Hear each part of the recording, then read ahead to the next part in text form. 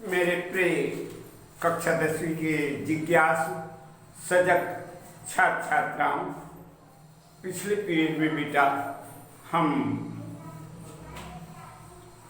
ये 4.1 पर चर्चा कर रहे थे और इसके कुछ अंश हो गया था। आ जाओ आगे जो है देखते हैं। आप लोग अपने पुस्तक के पृष्ठ क्रमांक 78 निकाल चलते हैं।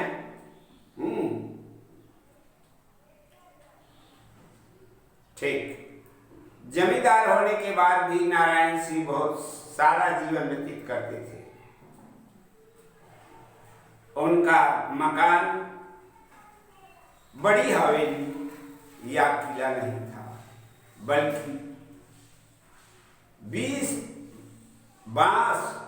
नहीं है, बांस और मिट्टी से बना साधारण मकान था। वे आम जनता के बीच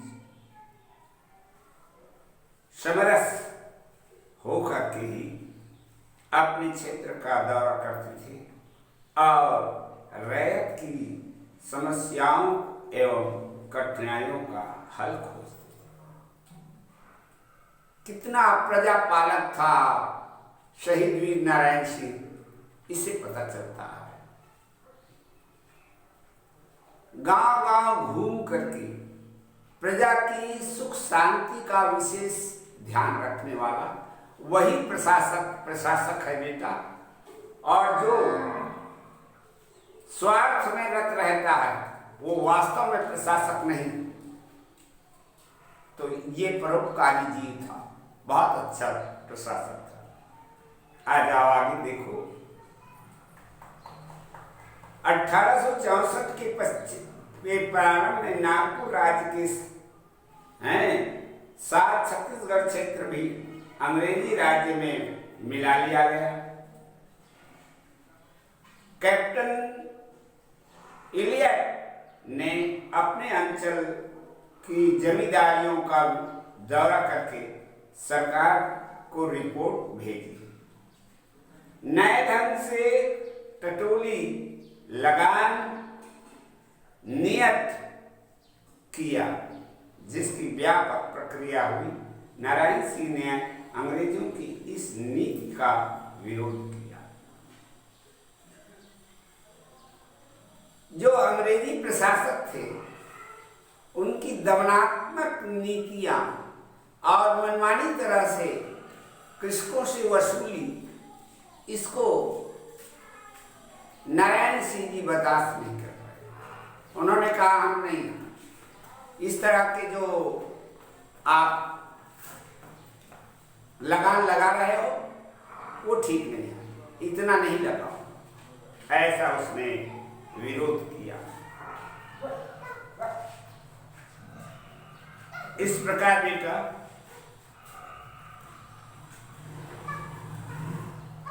1835 से 1855 है ना, 1865 के मध्य सोना खान जमींदारी में अनेक समस्याएं आती रही, किंतु नारायण सिंह ने उनका दृढ़तापूर्वक सामना किया।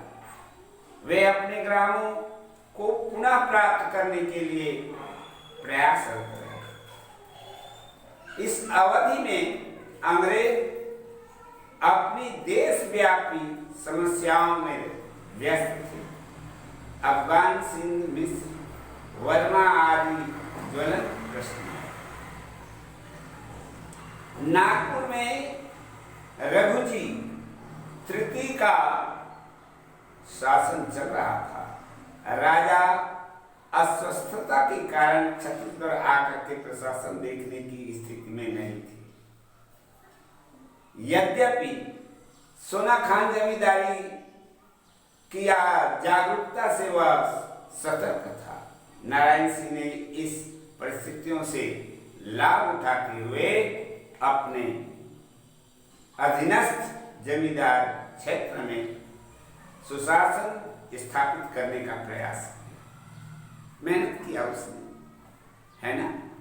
कि यहाँ पर अंग्रेजी प्रशासक ना हो, उसमें हमारा प्रशासन चले, क्योंकि पहले से ही ये भारतीय प्रशासक का राज्य था। बीच में ही अंग्रेज उसको छीन लिए। ठीक है। सोना खान जमींदारी की ये टटोली की अदायगी न होने के कारण रायपुर से डिप्टी कमिश्नर भी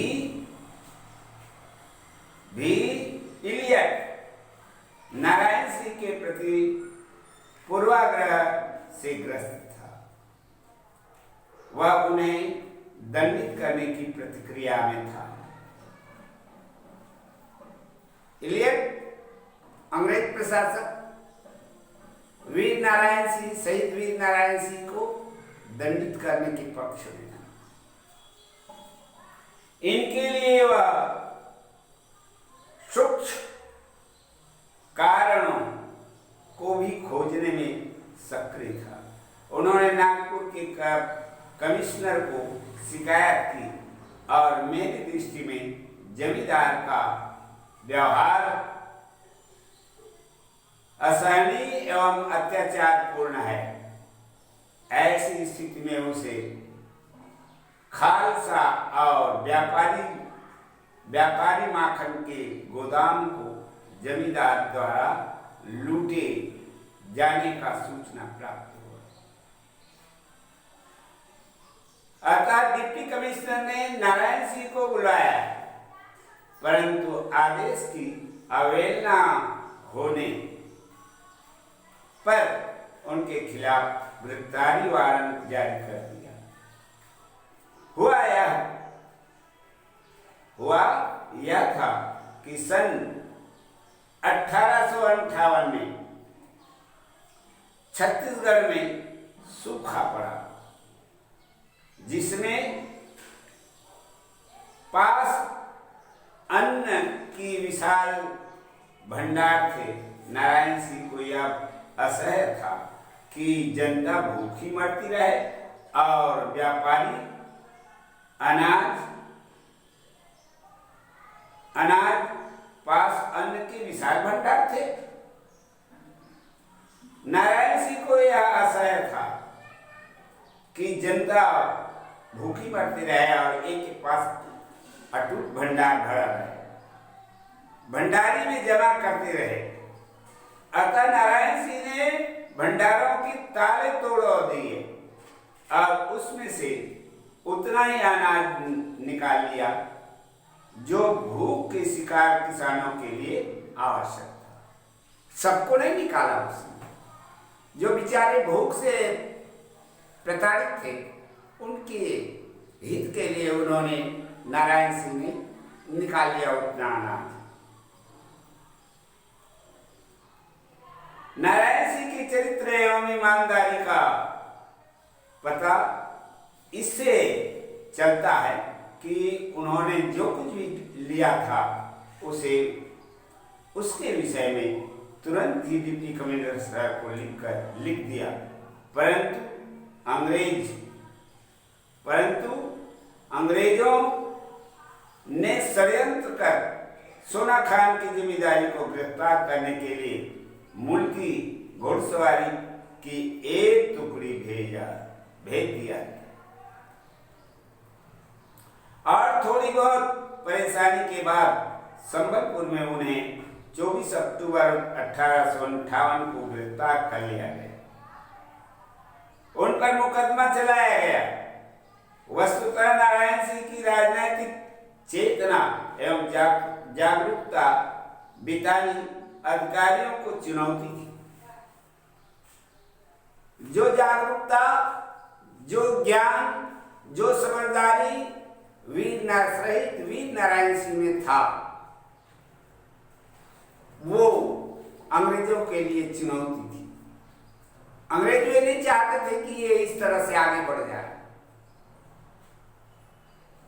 ऐसे अंग्रेज स्वार्थी जो है उसका विरुद्ध थे। नारायण सिंह को चोरी और डकैती के जुर्म में बंदी बना लिया गया, क्योंकि उन्होंने क्या किया था कि उसके एक गोदाम को ताला तोड़ करके प्रजा के हित के लिए अन्न निकाल लिया था।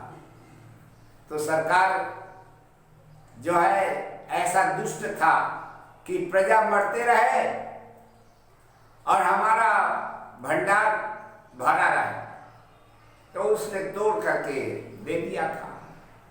इसी को अपराध मान लिया अंग्रेज ने और वीर नारायण सिंह को क्या कर लिया गया, बंदी बना लिया गया। सोनाकांड के किसान अपने नेता को जेल में देख बेचैन दुखी थे, किंतु उनके पास कोई चारा नहीं था। उसी समय देश में अंग्रेजी सत्ता के विरोध में विलेप की अग्नि फूट पड़ी।